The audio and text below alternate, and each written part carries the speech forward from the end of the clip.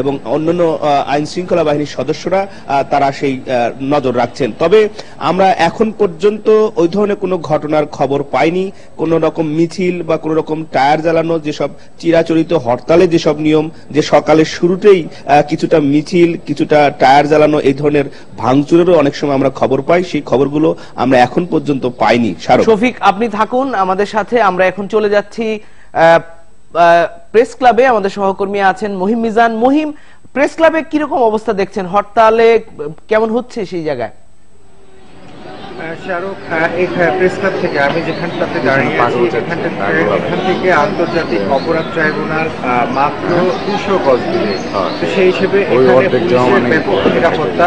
কারণ হচ্ছে যে আন্তর্জাতিক অপরাধ ট্রাইব্যুনালকে ঘিরেই জামাত ইসলাম তারা আহ্বান করেছে যে তারা তাদের কাঙ্ক্ষিত নেতার যদি বিপরীতে রায় ঘোষণা হয় তাহলে তারা যে কোনো ধরনের পরিস্থিতি সৃষ্টি করতে পারে বলে গতকালকে যে ঘোষণা দিয়েছিল, সেই ঘোষণার প্রেক্ষিতেই আইন শৃঙ্খলা রক্ষাকারী বাহিনীর সদস্যরা, আপনি দেখতে পাচ্ছেন পিছনে, আমার পিছনে বেশ কিছু পুলিশ সদস্য এখানে দাঁড়িয়ে আছে। তারপর আমি যেটি আসার সময় দেখেছি যে হাইকোর্টের প্রধান ফটক থেকে শুরু করে কদমপাড়া এবং আন্তর্জাতিক অপরাধ ট্রাইব্যুনালকে ঘিরে নেওয়া হচ্ছে নিশ্চিদ্র নিরাপত্তা।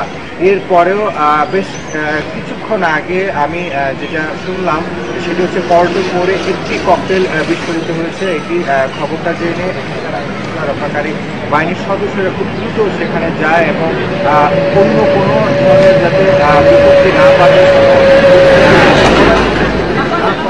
মুহিম, আপনি যখন কথা বলছেন আপনার পাশে কিন্তু গাড়ির আওয়াজ শোনা যাচ্ছে। ঠিক এসে কি পরিমাণ যানবাহন আসলে চলাচল করছে রাস্তায়? আপনি প্রেস ক্লাবে কিরকম দেখছেন?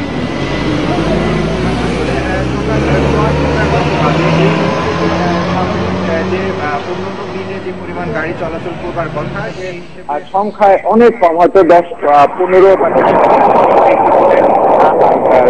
লোকাল গাড়ি আসছে। লোকাল গাড়ির যাত্রী সংখ্যা খুবই কম।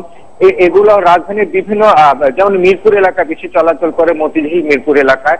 কিন্তু অন্যান্য দিনে যে পরিমাণ বিশেষ করে প্রাইভেট কারগুলো আজকে কর্ম দিবস একটি, মঙ্গলবার এমনি কোনো সরকারি ছুটি নেই, আর সেহেতু হরতালের কারণে অন্যান্য যে গাড়ির সংখ্যা থাকবার কথা সে অনুযায়ী খুবই কম। তবে এখানকার আইন শৃঙ্খলা, এই পুরো এলাকার আইন শৃঙ্খলা রক্ষাকারী বাহিনীর সদস্যরা পুরো এলাকাকে নিয়ন্ত্রণে নিয়ে যানবাহন যাতে স্বাভাবিকভাবে চলাচল করতে পারে সে ধরনের ব্যবস্থা তারা গ্রহণ করছে। মোবাইল টিম প্রতিটি রাস্তার মোড়ে মোড়ে পেট্রোল টহল দিচ্ছে যাতে কোনো ধরনের বিপত্তি না বাধে এবং হপিকেটাররা যাতে কোনো ধরনের গাড়িতে কোনো ধরনের অগ্নিসংযোগ না ঘটায়।